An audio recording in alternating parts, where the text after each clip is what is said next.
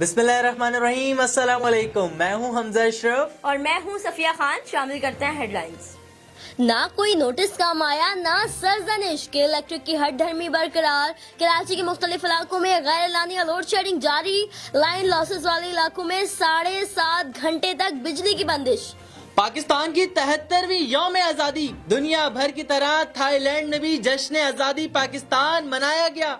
Pakistan embassy Bangkok में परचम कुशाई की तकरीबात, जिसमें पाकिस्तानी कम्युनिटी से ताल्लुक रखने वाले बड़े बूढ़े और बच्चों ने भरपूर शिरकत की। जमे गफीर से करूंगा खिताब, मोदी का ख्वाब, मगर श्रीनगर के लाल चौक पर सन्नाटों का राज। कश्मीर तुम्हारा नहीं हमारा है, भारत के यौम आजादी पर कश्मीरियों का जवाब। मजलूमों ने यौम स्याह मनाया, हिटलर मोदी को आईना दिखाया।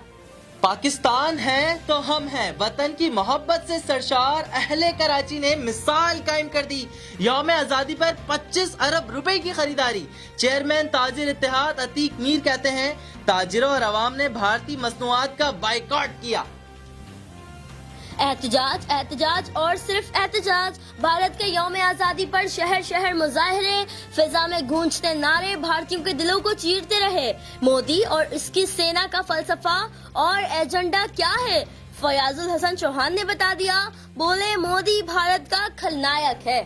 पिंडी बॉय की तनकीदी ट्रेन फिर से सियासी हरीफों पर चढ़ दौड़ी। शेख रशीद कहते हैं, नून लीग की जानिब से नैब पर पथराव इल्जाम का रुख मोड़ने की कोशिश है।